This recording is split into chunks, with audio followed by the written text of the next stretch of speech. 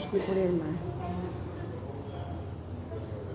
সব মন্দির খোলা, পুজো হচ্ছে ভেতরে, ভেতরে পুজো হচ্ছে মায়ের।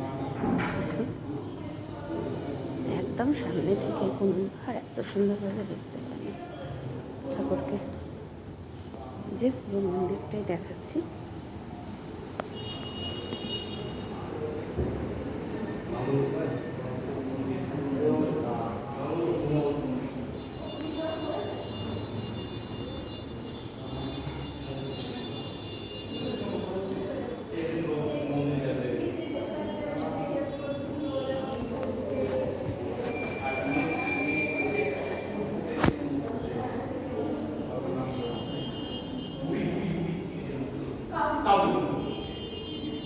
শিবলিঙ্গ এত সুন্দর, সকালটা দেখুন কত সুন্দর লাগছে।